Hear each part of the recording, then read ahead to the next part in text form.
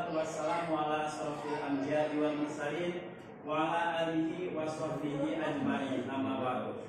Pertama-tama mari kita panjatkan puji syukur kita kehadiran Allah SWT yang masih memberikan beribu-ribu nikmatnya kepada kita, terutama nikmat sehat, sehingga pada siang hari ini kita masih bisa berkumpul dalam rangka diseminasi pemaparan hasil proses pembelajaran saya dalam program Guru Penggerak tentang budaya positif.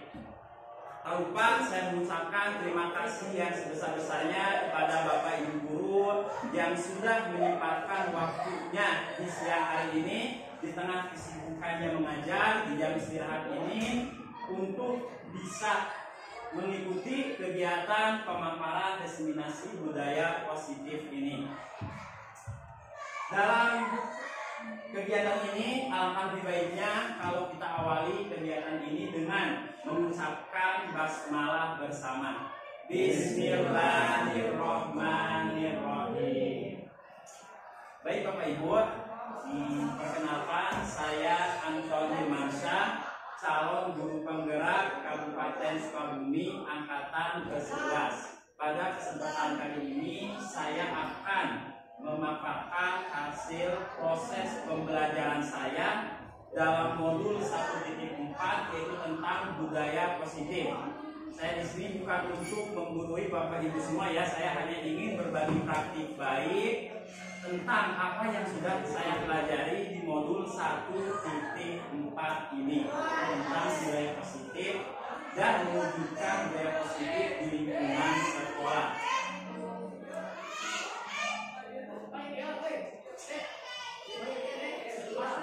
Baik Bapak Ibu, sebelum saya memulai diseminasi ataupun pembebasan modul 1.4 ini, di sini saya akan membuat kesepakatan forum diseminasi terlebih dahulu agar jalannya kegiatan ini bisa berjalan dengan lancar dan tidak ada hambatan apapun.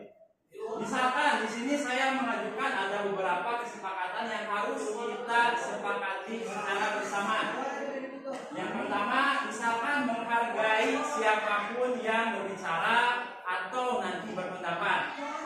Kemudian menjadi pendengar yang baik jika ada orang lain yang mengajukan pendapat. Nah, kira-kira masih ada nggak yang mau Bapak Ibu tambahin dari kesepakatan forum ini? Nah, ya, Pak Ibu apa?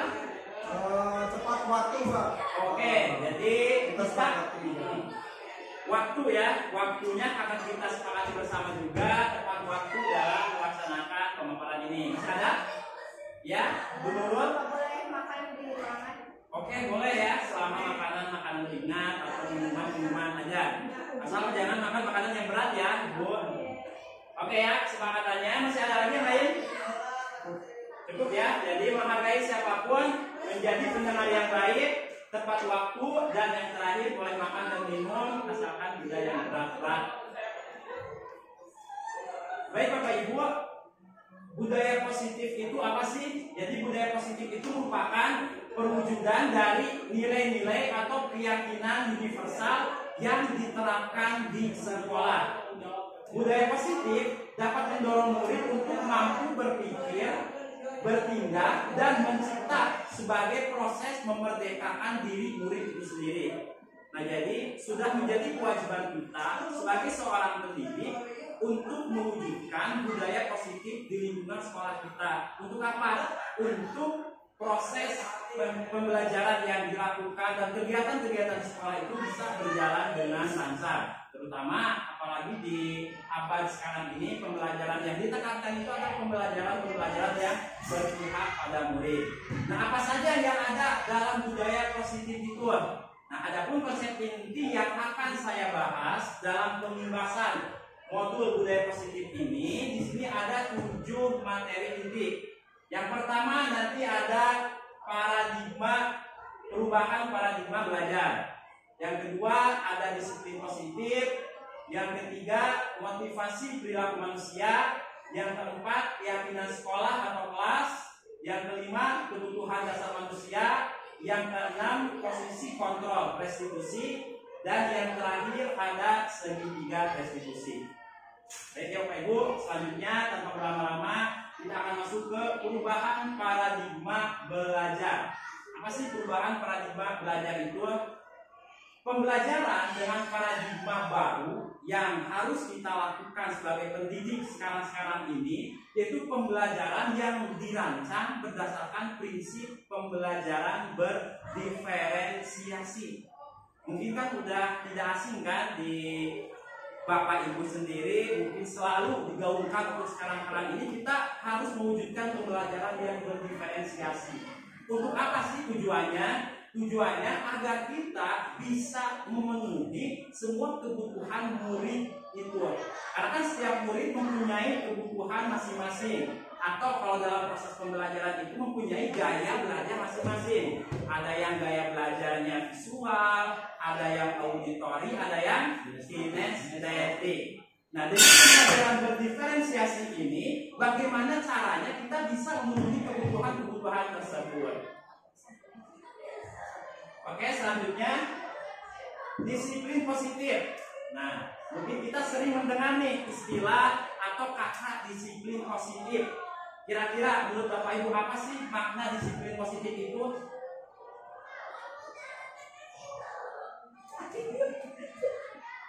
Ada yang berpendapat disiplin positif apa sih intinya? Tidak tahu, Pak. Boleh, oke. Jelaskan. Ya, kira-kira Pak Mahmud silakan menurut Pak Mahmud apa disiplin positif itu?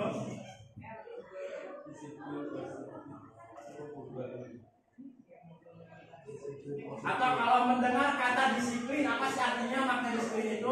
Disiplin. Ya, jadi disiplin itu berhubungan dengan apa Pak Julpan? Ketepatan waktu. Boleh. Apalagi misalkan Bani Tata tertib sekolah. Oke, disiplin itu berhubungan dengan tata tertib sekolah dan lain-lain. Langsung saja Bapak Ibu kita masuk. Nah, jadi disiplin positif ini merupakan suatu cara penerapan disiplin yang mengajarkan anak bertanggung jawab dan menumbuhkan kesadaran diri berdasarkan nilai-nilai kebajikan. Nanti dibahas apa sih nilai-nilai kebajikan itu. Nah, sebelum memasuki disiplin positif atau langkah awal untuk bisa menunjukkan disiplin positif di lingkungan sekolah, yang paling terpenting itu adalah kita harus bisa mewujudkan disiplin diri ini kepada muridnya. Karena dengan disiplin diri ini, murid ini bisa mengontrol dirinya setiap dia akan melakukan segala tindakan. Dan dengan disiplin diri ini juga dapat membuat murid memahami dan menyadari berdasarkan motivasi internalnya, bukan akibat paksaan atau karena ingin dipuji dan lain-lain. Jadi kalau kita ingin menumbuhkan disiplin positif di lingkungan sekolah, alangkah lebih baiknya kita ajarkan dulu kepada murid-murid kita cara mendisiplinkan dirinya agar kesadaran dia ataupun ketika dia mau melakukan tindakan apapun sesuai dengan kesadaran dirinya. Nah, selanjutnya nilai-nilai kebajikan universal. Nilai-nilai kebajikan itu adalah sifat-sifat positif manusia yang merupakan tujuan mulia yang ingin dicapai oleh setiap individu. Dan nilai-nilai ini bersifat universal ya, tanpa memandang perbedaan agama, ras, budaya, dan lain-lain. Banyak sumbernya tentang nilai-nilai kebajikan universal ini. Nah, salah satunya sumber tentang nilai-nilai kebajikan universal ini adalah bersumber dari profil pelajar Pancasila. Nah, jadi keenam karakter profil pelajar Pancasila ini juga termasuk ke dalam nilai-nilai kebajikan. Nah, terutama kan sekolah-sekolah sekarang ini sudah menggunakan kurikulum merdeka. Goal akhirnya atau tujuan akhirnya kurikulum merdeka ini bagaimana cara kita untuk mendidik anak-anak murid kita mempunyai keenam karakter profil pelajar Pancasila ini. Nah, oke Bapak Ibu.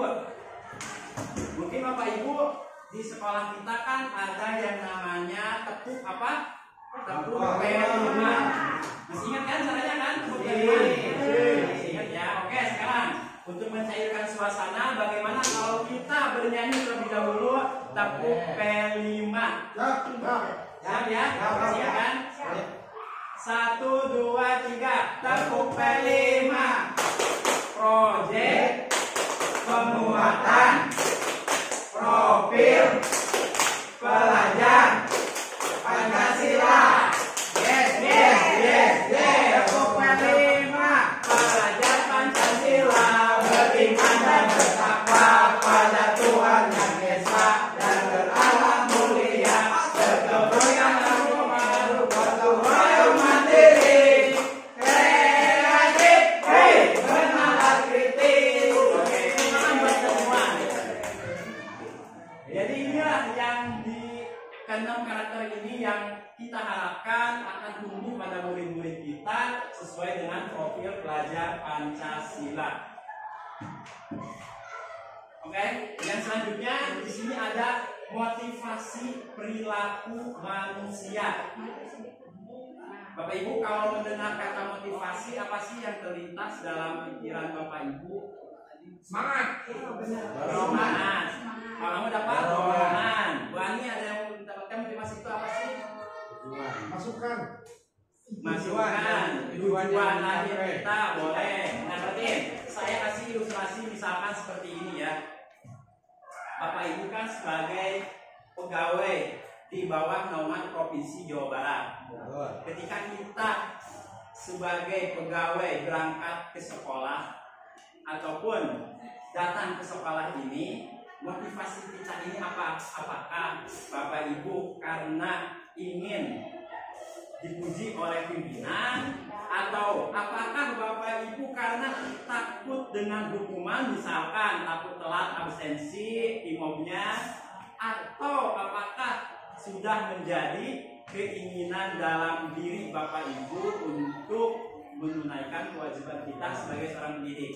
Yang mana kira-kira Bapak Ibu? Tanggung jawab. Tanggung jawab ya, intinya tanggung jawab diri sendiri. Nah, begitu dengan motivasi perilaku manusia ini, di sini ada 3 motivasi perilaku manusia.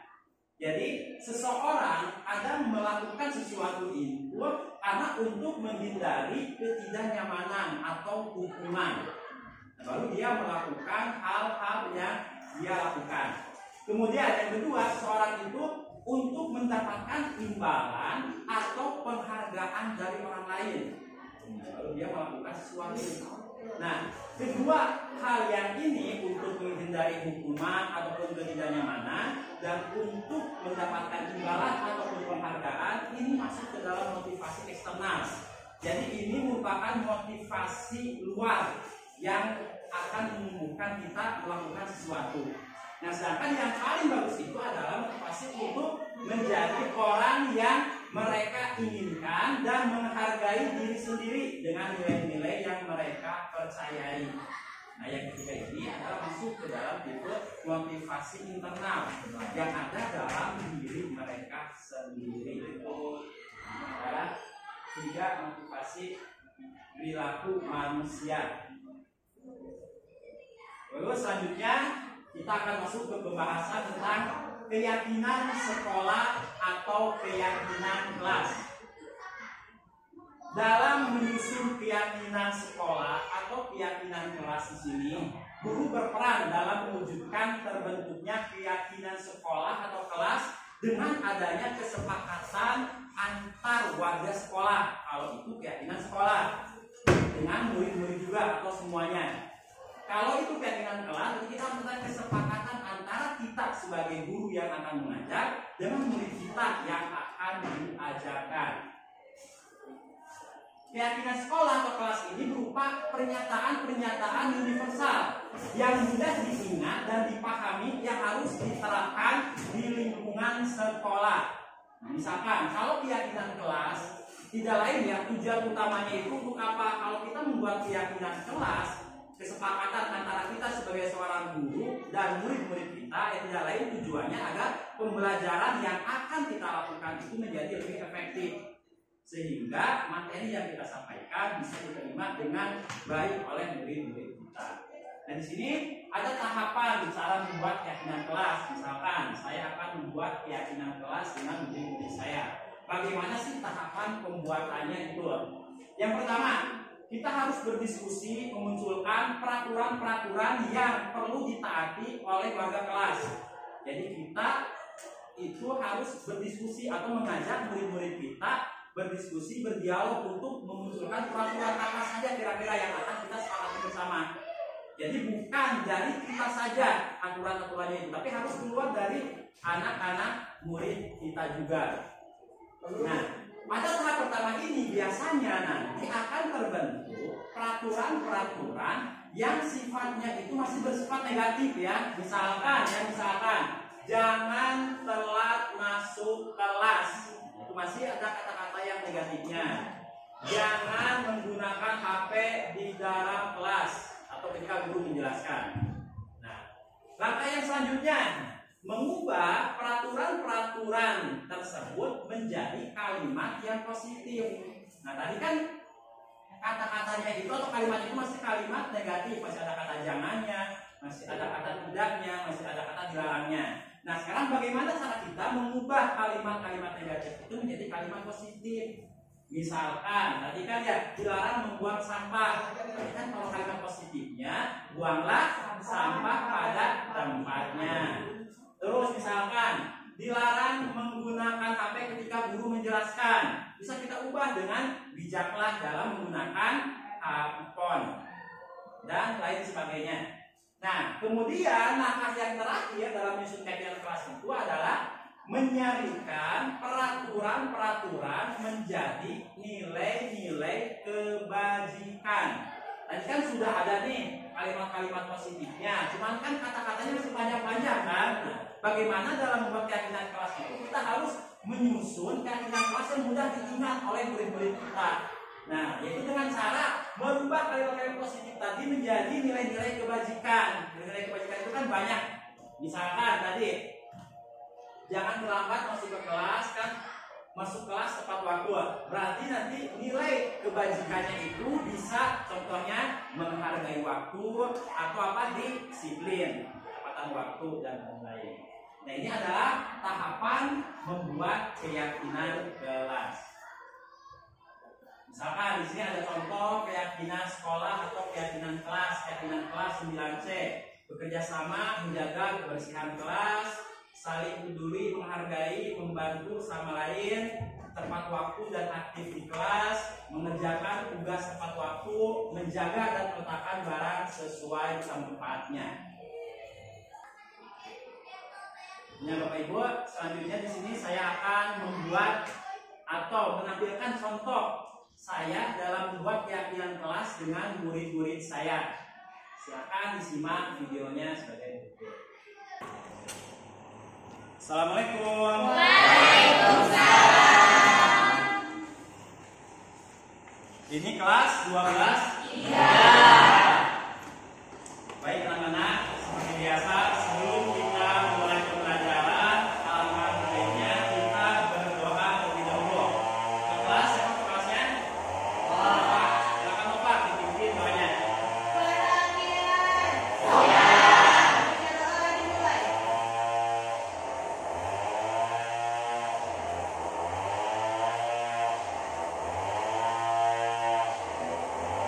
Selesai dari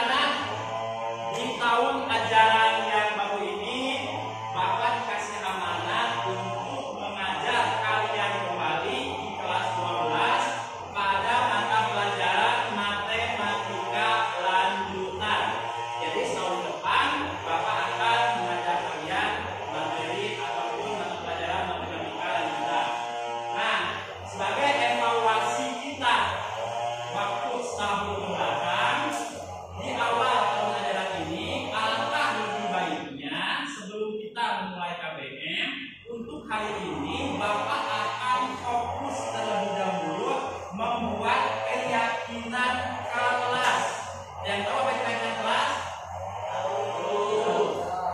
Intinya keyakinan kelas itu adalah kesepakatan aturan antara Bapak sebagai guru dengan kalian sebagai muridnya. Nanti isinya itu apa keyakinan kelas? Nanti akan Bapak bimbing bagaimana cara membuat keyakinan kelas antara Bapak sebagai guru dan kalian sebagai murid.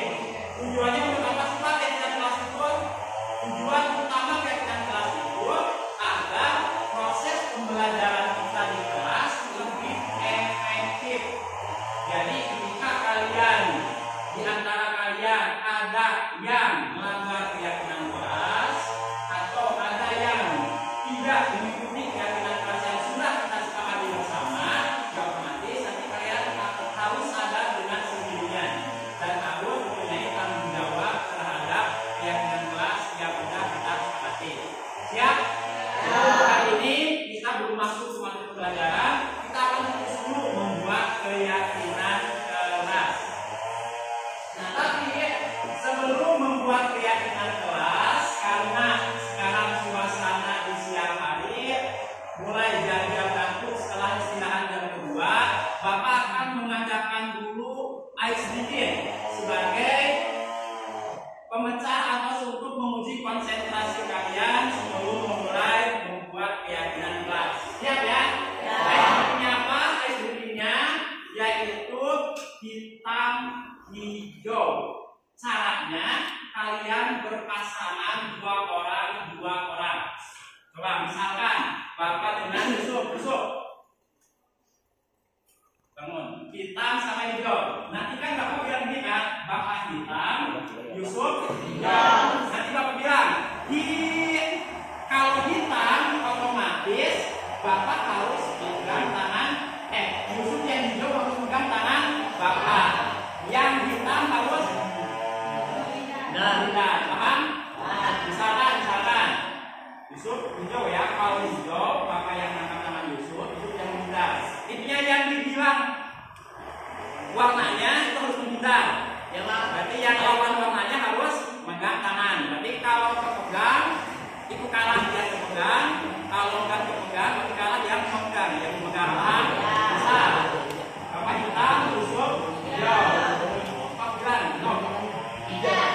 Pakai apa-apa dong? Itu kan biar presentasi kan? Kan sama kan? Hitam. Wah, bagaimana kan? Suka paham ya? Refleksi kuatnya, konsentrasi. So, berpasangan dua orang sama teman sebangkunya aja. Sama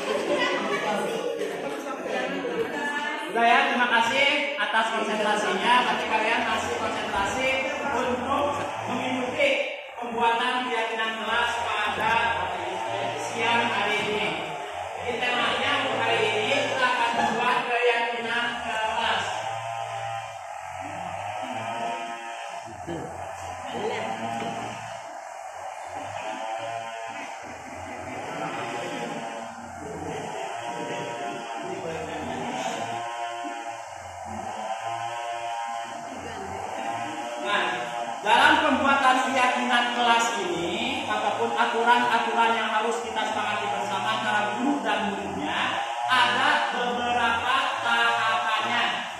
Tahapan yang pertama dalam membuat jaringan kelas itu yaitu tahap mendiskusikan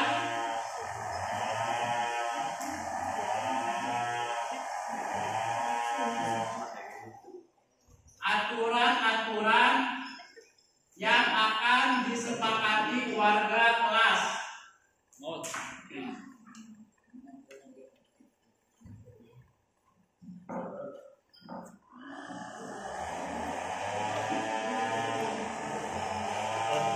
Tahap yang kedua,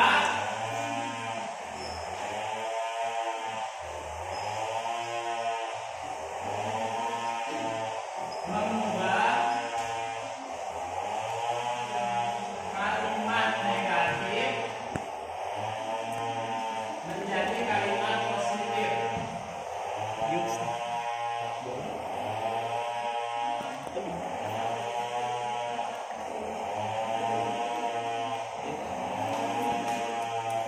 Tahap yang terakhir,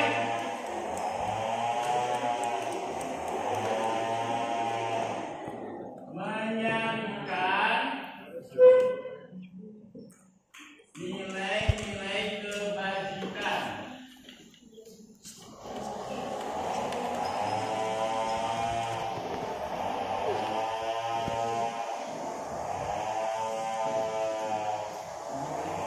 Oke ya, anak-anak perhatiin.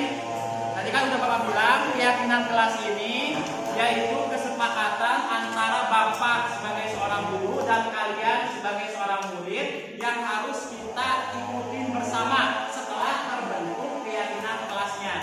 Nah, langkah pertama, mendiskusikan aturan-aturan yang akan disepakati warga kelas. Warga kelas di sini otomatis kalian sebagai kelas 12-3. Nah, kira-kira ada gak sih aturan yang harus kita ikutin untuk mensukseskan proses pembelajaran kelas biar pembelajarannya gak keganggu? Sok dari kalian, Bapak akan lempar kalian. Ada yang mau menuliskan? Bulan, silakan menunjukkan. Aturan yang pertama, apa yang akan kita lakukan? Silakan tulis.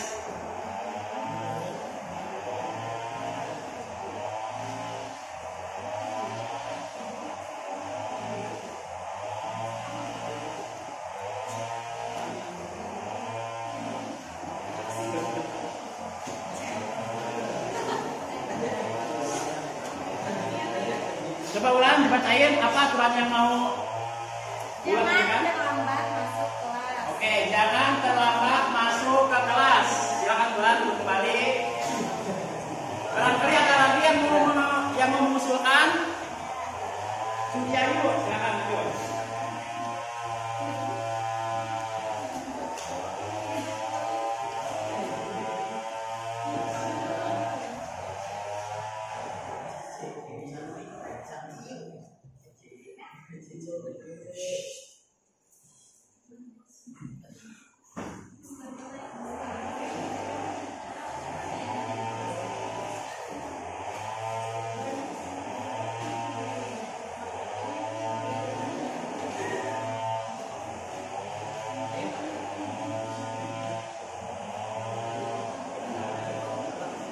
Ada Pak.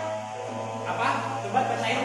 Jangan membuang sampah sembarangan. Oke, bagus. Jangan membuang sampah sembarangan ya, biar kelas kalian tetap bersih. Masih ada yang mau mengajukan? Ada Pak. Iya, silakan mengajukan.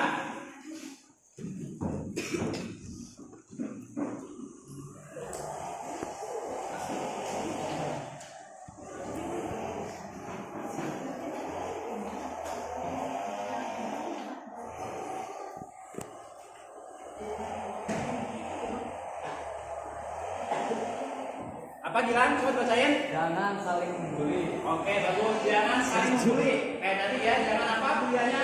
Ya, Oh, ikut. Semua udah lain-lain. Baru 3, ada lagi yang mau berpendapat? Silakan maju.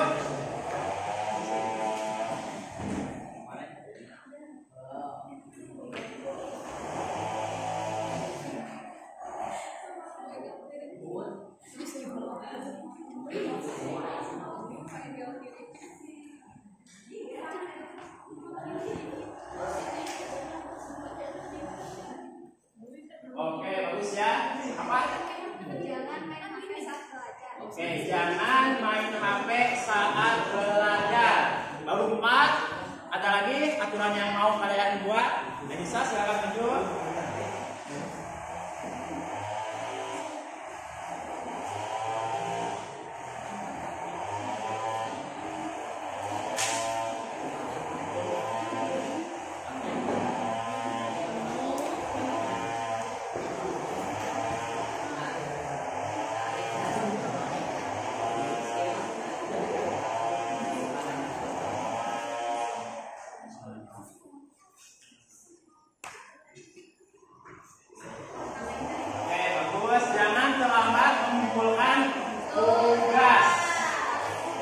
Selanjutnya masih ada yang mengajukan Kabet.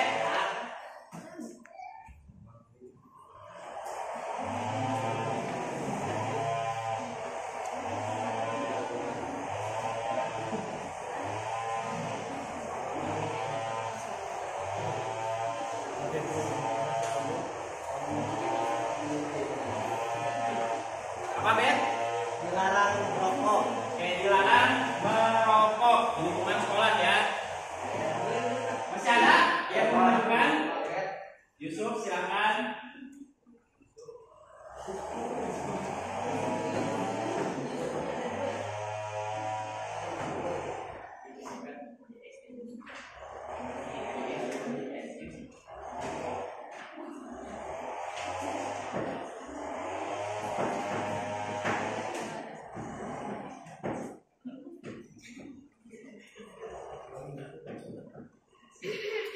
Apa Yusuf? Oke, jangan berisik saat guru menjelaskan. Nah, Takin, di tahap pertama kita udah membuat aturan-aturan yang disepakati oleh kita semua. Kira-kira bisa ada yang menambahkan nggak di tahap pertama? Sepakat nggak dengan aturan yang ke-7 ini? Kalau sepakat, mari kita baca bersama-sama aturan yang ke-7 ini. Yang pertama apa? Yang kedua? Yang ketiga? Yang keempat? Yang kelima? Yang keenam? Yang terakhir?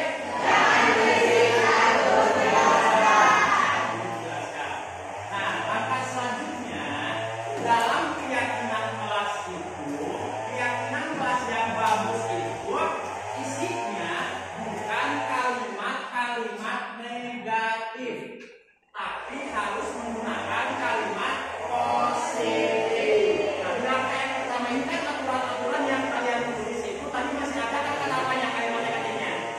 Jangan atau tidak atau dilarang. Nah, sekarang di tahap kedua, bagaimana cara kita mengubah kalimat negatif di tahap pertama ini menjadi kalimat-kalimat positif. Nah, kira-kira yang pertama, kalimat positif yang pertama, jangan terlambat masuk kelas. Ada usulan bagaimana untuk kalimat positifnya?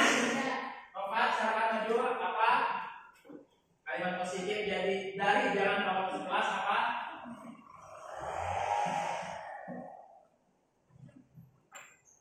Masuk.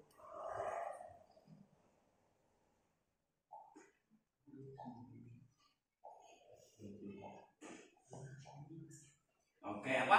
Baca itu Pak. Masuk kelas tepat waktu. Oke. Masuk ya. Jadi tidak ada lagi istilah negatifnya. Kita hilangkan jangan terlambat masuk kelas ini, ganti dengan masuk kelas tepat waktu. Selanjutnya, kalimat negatif yang kedua itu jangan membuang sampah sembarangan. Kira-kira apa kalimat positifnya? Ada yang mau mengajukan? Silakan.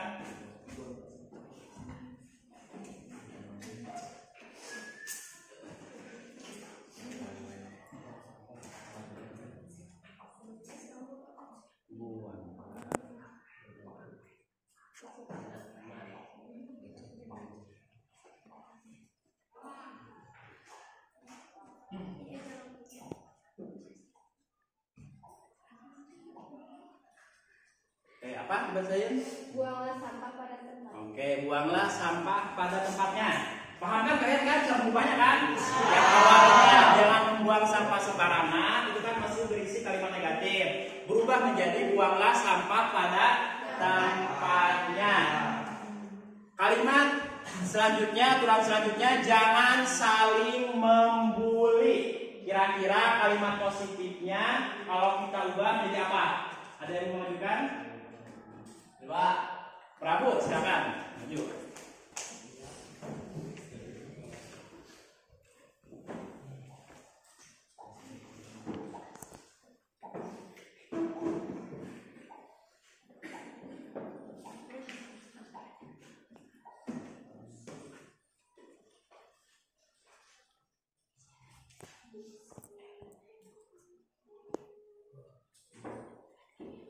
Oke, apa? Bacain Prabu. Ramah terhadap teman. Ramah terhadap teman. Jadi kan jangan sering membuli itu ramah terhadap teman.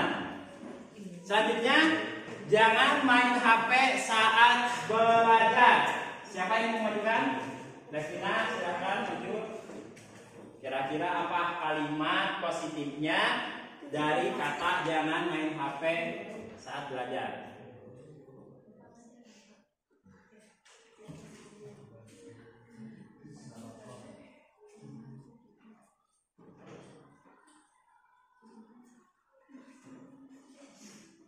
Oke, bagus. Apa, Devina? Gunakan handphone dengan bijak. Gunakan handphone dengan bijak. Selanjutnya, jangan terlambat mengumpulkan tugas. Kira-kira apa kan mestinya? Mujaina, silahkan.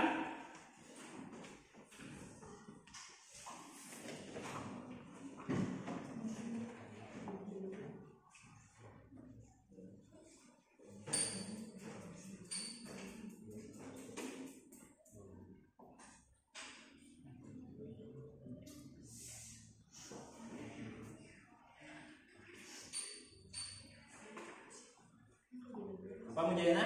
Kumpulkan tugas tepat waktu. Oke, kumpulkan tugas tepat waktu. Yang selanjutnya, dilarang merokok. Kira-kira apa kalimat positifnya? Siapa yang mau menunjukkan? Yohanda, silakan. Dilarang merokok. Kira-kira apa yang positifnya?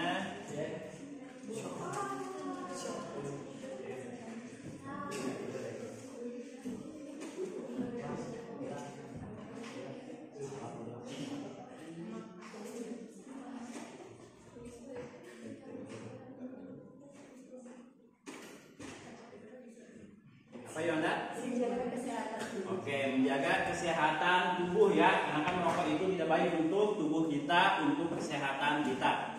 Yang terakhir, kita akan mengubah kalimat jangan berisik saat guru menjelaskan. Siapa? Sob. Reva. Silakan maju Reva.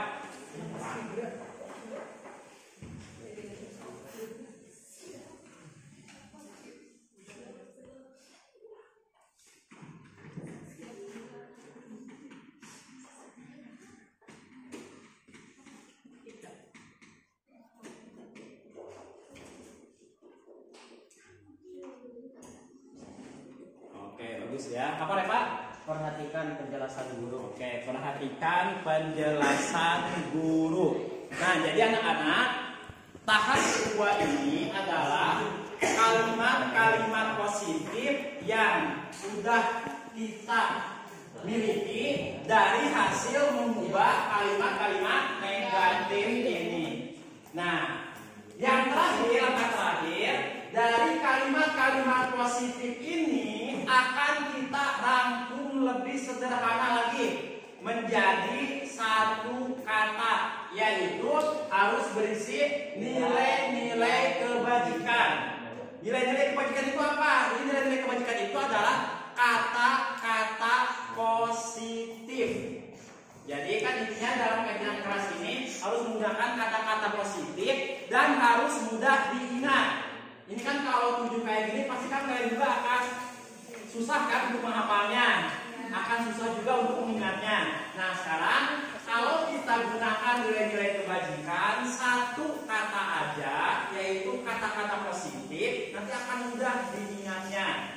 Misalkan ya, misalkan Bapak kasih contoh dulu. Misalkan itu apa? Misalkan jangan terlambat jangan terlambat datang ke sekolah. Berarti kalimat positifnya itu bisa tentang disiplin. Paham? Ya kan salah satu gunanya disiplin itu kan tidak terlambat masuk ke sekolah atau ke kelas. Paham ya? Nah, sekarang kita akan mengubah ketujuh kalimat positif ini menjadi nilai-nilai kebajikan atau kata-kata yang positif. Yang pertama, masuk kelas tepat waktu. Kira-kira kata positifnya atau nilai kebajikannya apa? Ada yang mau mengajukan? Dila, silakan.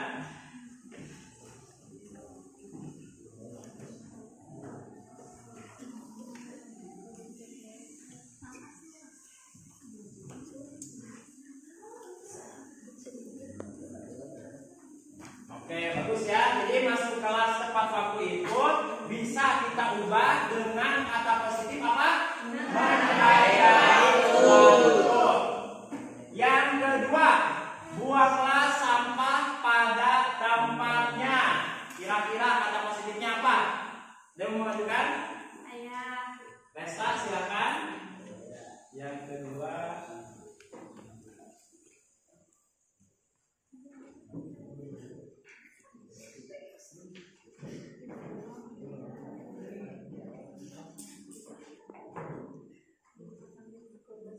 apa Resta? Kebersihan. Masuk ya kalimat kata positifnya. Jadi kan buanglah sampah pada tempatnya itu nilai kebajikannya yaitu apa? Kebersihan. Yang ketiga, ramah terhadap teman. Kira-kira apa kalimat atau kata positifnya? Siapa? Siapa? Yusuf, silakan.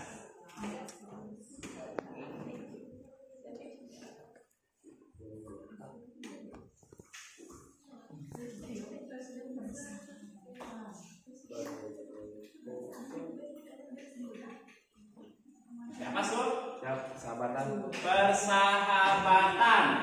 Masuk ya. Jadi ramah terhadap teman itu kata positifnya atau nilai kebajikannya apa? Persahabatan. Ingat. Yang selanjutnya, gunakan HP dengan bijak. Siapa yang mau mengubah ke dalam nilai kebajikan? Silakan Alfarsi.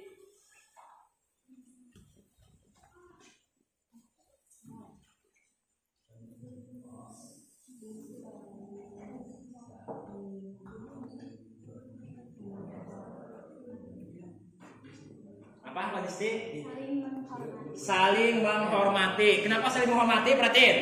Awalnya kan yang keempat ini kan kalau di sini apa? Jangan main HP saat belajar. Kemudian kalimat positifnya gunakan HP dengan bijak. Nilai kebajikannya itu yang berhubungan dengan jangan main HP saat belajar. Maksudnya kita harus saling menghormati guru kita yang lagi menjelaskan. Paham?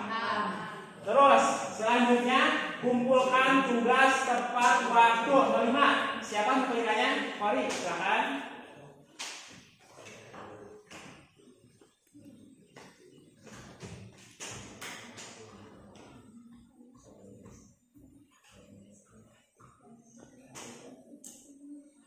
Oke, apa Fari? Disiplin ya. Jadi ketepatan waktu kita dalam mengumpulkan tugas itu bisa dibilang sebagai bentuk kedisiplinan. Selanjutnya, menjaga kesehatan tubuh. Siapa yang mau menulis? Fatimah, silakan.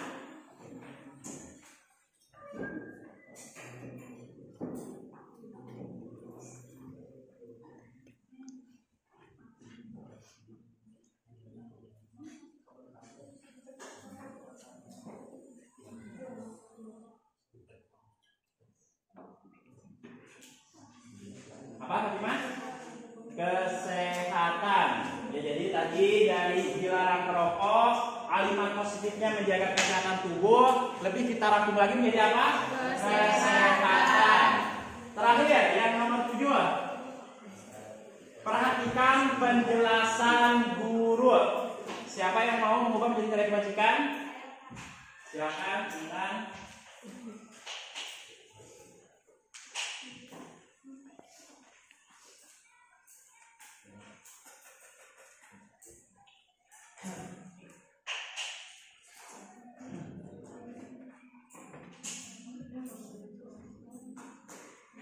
Oke, apa? Bentar. Saling menghargai. Jadi kita harus menghargai orang yang berbicara di depan. Nah, anak-anak, pembuatan keyakinan kelas sudah selesai. Jadi keyakinan kelas inti kita itu yang harus kita sepakati bersama itu adalah yang terakhir ini. Ada apa ya? Coba kita bacain bersama-sama. Yang pertama apa? Yang kedua, kebersihan. Yang ketiga,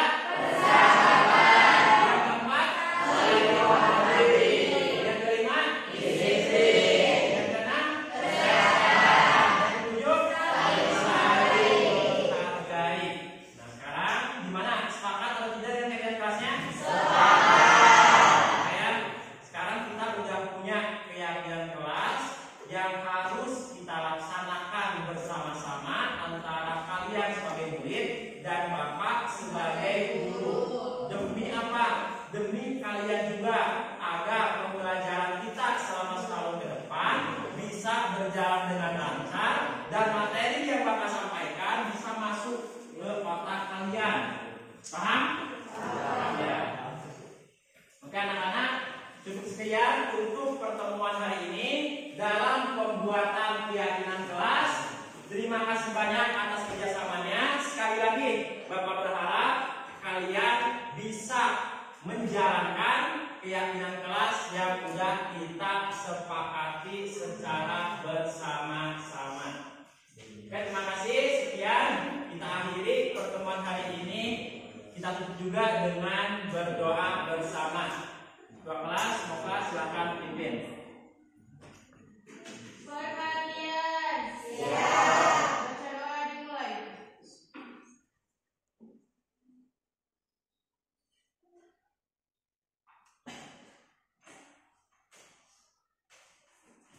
Selesai beri salam.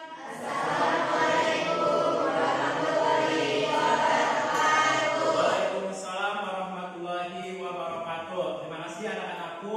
Sampai ketemu di pertemuan selanjutnya. Nah Bapak Ibu, karena ini suasana masih siang ya, kita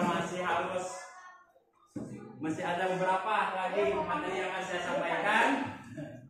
Untuk mencairkan suasana, saya akan mengajak Bapak Ibu untuk melakukan ice breaking terlebih dahulu. Oke, siap ya Bapak Ibu? Ice breaking kali ini kita akan menggunakan ice breaking hitam hijau. Hitam hijau, syaratnya kita harus berpasangan dua orang. Misalkan, saya dengan Pak Julpan, Pak Mahmud dengan saya dengan Pepul saja, Pak Mahmud dengan Pak Julpan, Bu Nurul dengan Bu Ani ya. Nah, jadi nanti intinya salah satu dari kita milih warna. Misalkan saya hitam, Pak Epul hijau. Ketika saya menyebut warna hitam, otomatis Pak Epul harus menangkap yang hitam. Paham? Yang warna yang disebutkan harus menghindar. Sebisa mungkin jangan tertangkap. Paham? Nah, oke, siap, Rai? Contoh dulu. Hijau. Nah, paham? Jadi kan yang hijau yang disebutkan warnanya menghindar. Oh iya. Paham? Yang disebutkan warnanya menghindar. Nanti kalau dia nggak kena berarti berhasil. Siap? Saya hitam, saya hijau. Kok sepakatin dulu bersama. Berdiri boleh, berdiri.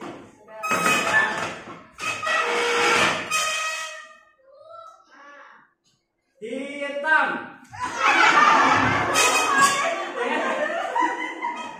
Sekali lagi. Hijau. Nah, oke, terima kasih. Ada yang panjang yang breakingnya. Oke, Bapak Ibu, kita saja ya. Karena waktu juga. Nah, sekarang masuk ke konsep kebutuhan dasar manusia. Nah, mungkin ini makan sering kita dengar tentang kebutuhan dasar kita sebagai manusia. Kebutuhan yang paling utama misalnya kita manusia itu butuh apa sih Pak Julman? Ya betul, ada yang namanya butuh makan. Pak itu butuh apa lagi misalkan? Itu kasih saya. Butuh kasih sayang. Terus misalkan kamu butuh apa lagi? Butuh dihargai. Butuh dihargain. Bu Ani misalkan butuh apa?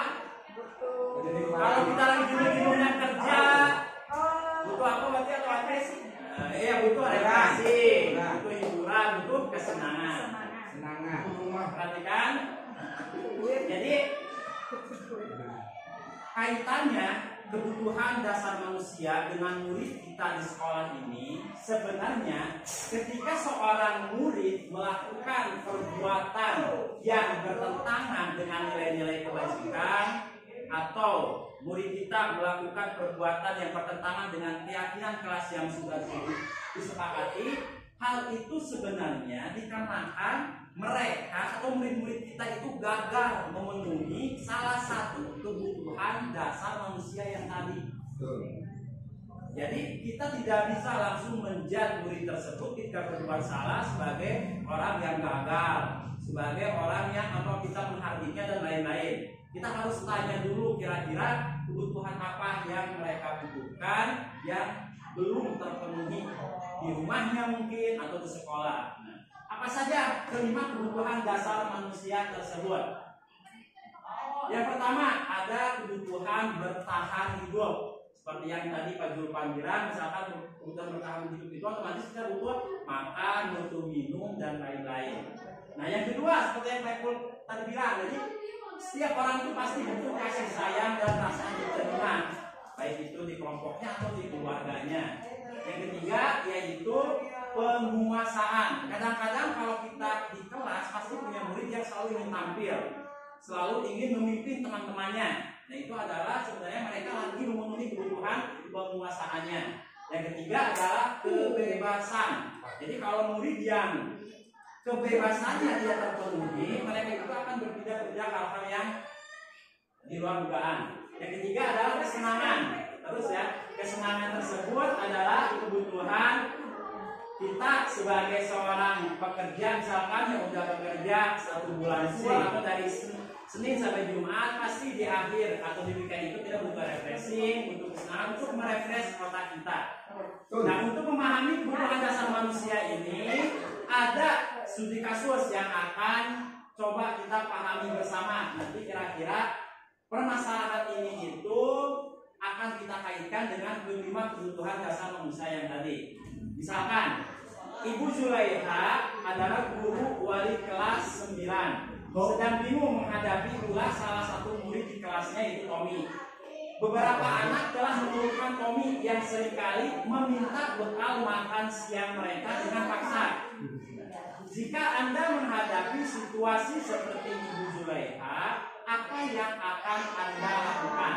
Nah, menurut Anda kira-kira apa alasan Tommy melakukan hal itu? Misalkan kita akan menghubungkan atau kita hubungkan dengan 5 kebutuhan dasar manusia yang tadi. Alasan yang pertama, Tommy ini kan sering memaksa mengambil makanan temannya. Mungkin alasan yang pertama karena ia lapar dan orang tuanya tidak membawakan bekal makan siangnya, sehingga kebutuhan yang ingin dia penuhi itu adalah kebutuhan bertahan hidup karena tidak ada makanan. Terus misalkan bisa juga masuk alasan yang kedua, karena dia merasa senang temannya memperhatikan dia, makanya dia berjahil ke temannya. Dengan seperti itu kan otomatis temannya akan melaporkan kepada gurunya. Gurunya akan memberitahukan orang tuanya juga, dan diharapkan seorang tua itu bisa sadar bahwasanya si anaknya itu butuh kasih sayang dan butuh perhatian juga dari orang tuanya. Alasan yang ketiga mungkin bisa saja karena temannya jadi takut dengan dia dan menuruti keinginannya. Makanya sebetulnya Tommy sedang berusaha memenuhi kebutuhan dasarnya akan kekuasaan. Dan alasan yang keempat karena dia merasa bosan dengan bekal makanan yang dibawakan ibunya dari rumah, karena ibunya selalu membawakan bekal makanan yang sama. Oleh karena itu dia ingin mencoba makanan teman-temannya yang beraneka ragam. Maka hal seperti ini mencontohkan bahwa suami itu ingin memenuhi kebutuhannya akan kebebasan. Yang terakhir, karena ia melakukannya karena iseng saja dan ia menikmati ekspresi wajah teman-temannya yang besar. Nah, hal seperti ini bisa kita kaitkan dengan kebutuhan apa? Kesenangan dia aja gitu. Senang melihat teman-temannya itu kesal kepada dia gitu. Dan dia ingin mencoba ini kesenangannya. Nah, selanjutnya Bapak Ibu di sini Bapak akan saya akan menjelaskan posisi kontrol restitusi. Dalam posisi kontrol restitusi, kira-kira kita sebagai seorang guru ini untuk saat ini berada pada tipe guru yang seperti apa?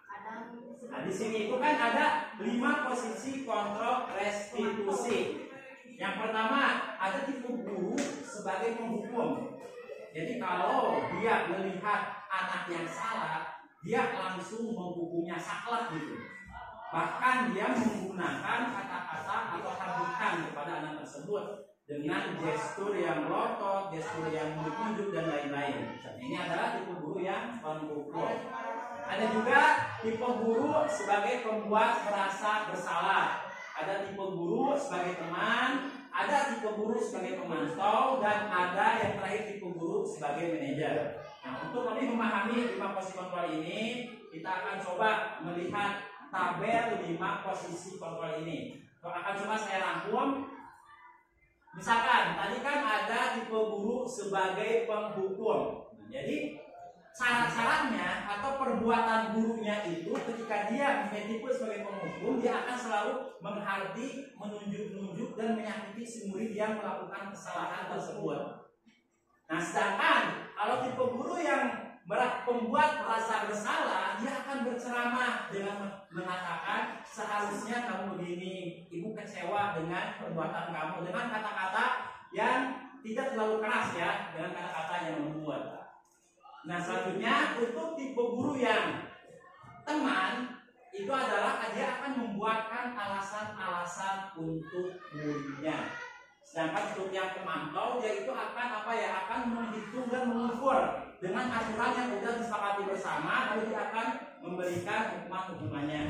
Nah, yang paling bagus dari kelima tipe guru itu adalah tipe guru sebagai manajer. Jadi tipe guru sebagai manajer ini dia akan mencoba menyelesaikan permasalahan yang dialami oleh muridnya itu dengan mengajukan pertanyaan-pertanyaan, dengan berdiskusi, menemukan bagaimana membantu si murid itu untuk menemukan solusi dalam menyelesaikan permasalahan yang dia hadapinya. Nah, jadi di antara kelima posisi kontrol yang tadi, sebaiknya seorang guru ini kita harus menggunakan posisi kontrol sebagai manajer. Karena kalau kita berposisikan diri sebagai manajer, guru dapat berbuat sesuatu bersama murid, mempersilahkan murid bertanggung jawab dan mendukung murid agar dapat menemukan solusi dari permasalahan yang diperbuatnya. Selain itu, posisi manajer juga mengacu pada restitusi yang dapat menjadikan murid sebagai manajer bagi dirinya sendiri, sehingga dapat tercipta identitas positif pada murid itu sendiri. Oke Bapak Ibu, langkah selanjutnya kita akan masuk ke konsep terakhir, yaitu tentang segitiga restitusi. Nah, tahapan dalam segitiga restitusi itu ada 3 tahapan utama. Jadi intinya segitiga restitusi ini adalah sebuah proses bagaimana cara kita menyelesaikan permasalahan anak dengan cara-cara yang baik, supaya si anak tersebut ketika mengalami permasalahan itu tidak merasa minder, akhirnya tidak merasa bersalah yang berkepanjangan gitu, sehingga mereka bisa kembali ceria lagi dan bisa bergaul lagi bersama teman-temannya.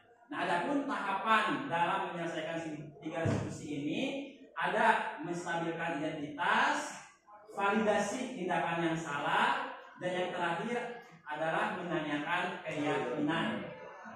Menstabilkan identitas. Pada tahap pertama, menstabilkan identitas ini adalah dilakukan berdasarkan prinsip bahwa membuat kesalahan itu adalah bagian proses dari pembelajaran. yang nantinya akan menggeser identitas gagal ke arah identitas yang sukses. Jadi ketika kita akan menyelesaikan permasalahan yang dialami oleh murid, pada tahap menstabilkan identitas ini, langkah pertama kita harus mengajak murid tersebut untuk berdialog terlebih dahulu dengan kita, dengan dialog yang supaya bisa masuk ke hati muridnya. Misalkan kita bisa menguatkan murid tersebut, gak apa-apa kamu melakukan kesalahan seperti ini, karena setiap manusia pasti pernah melakukan kesalahan. Kemudian langkah yang selanjutnya, validasi tindakan yang salah. Validasi tindakan yang salah ini dilakukan berdasarkan prinsip bahwa setiap perilaku berupaya memenuhi suatu kebutuhan tertentu. Yang tadi saya jelaskan bahwa setiap orang itu ketika melakukan kesalahan ada salah satu kebutuhan dasarnya yang tidak terpenuhi, sehingga guru atau orang tua akan bergeser dari pemikiran siklus respon menjadi proaktif, serta akan lebih mengenali dan mengakui kebutuhan murid atau anak. Dalam tahap validasi tindakan yang salah ini, biasanya di sini kita harus ketika ada anak yang melakukan kesalahan itu, kita harus bisa bagaimana caranya agar dia mau bercerita kepada kita kenapa sih alasan utama dia melakukan hal tersebut, kenapa sih alasan-alasannya itu harus melakukan hal-hal tersebut. Terus misalkan apa yang penting bagi kamu, maukah kamu belajar cara lain untuk mendapatkan yang kamu butuhkan tanpa harus memukul. Nah, yang terakhir adalah menanyakan keyakinan. Nah, misalkan kan kita sudah punya keyakinan sekolah atau keyakinan kelas yang sudah disepakati antara guru, antara kita dengan murid-murid kita. Nah, ketika ada murid yang melakukan kesalahan atau melenceng dari keyakinan yang sudah kita sepakati, maka tahap akhir itu kita akan mengiring mereka, mengingatkan mereka kembali. Kira-kira keyakinan apa yang sudah kamu langgar? Bukankah kamu sudah di awal itu sudah sepakat untuk melaksanakan keyakinan kelas yang sudah kita buat bersama? Nah, selanjutnya di sini saya akan menampilkan contoh segitiga restitusi yang sudah saya lakukan kepada murid saya. Assalamualaikum. Waalaikumsalam. Silakan Yohan duduk. Yohan apa kabar hari ini? Alhamdulillah baik Pak. Alhamdulillah. Yohan tahu nggak kenapa Bapak panggil ke sini hari ini? Yang belum tahu emang kenapa Pak? Hari ini Yohan ngerasa melakukan kesalahan kan di sekolah? Enggak. Yakin? Iya. Ini Yohanda, tadi Bapak dapat laporan dari guru tiket bahwasanya dalam seminggu ini Yohanda sudah telat ke sekolah sebanyak 3 kali. Ngerasa gak Yohanda?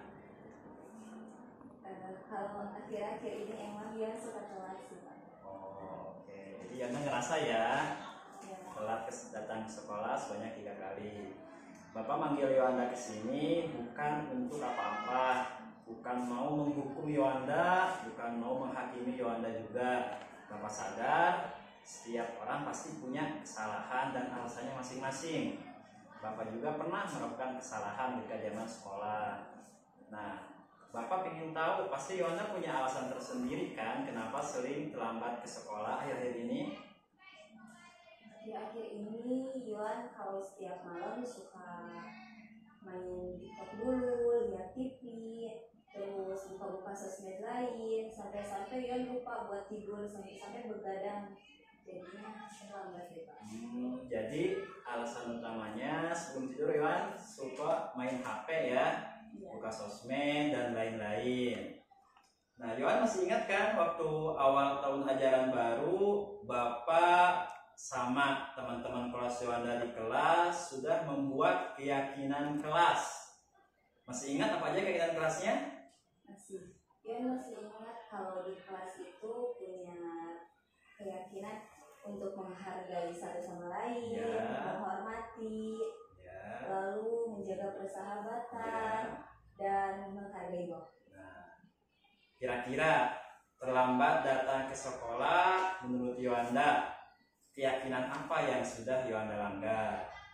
Yohan sudah melanggar keyakinan untuk menghargai waktu.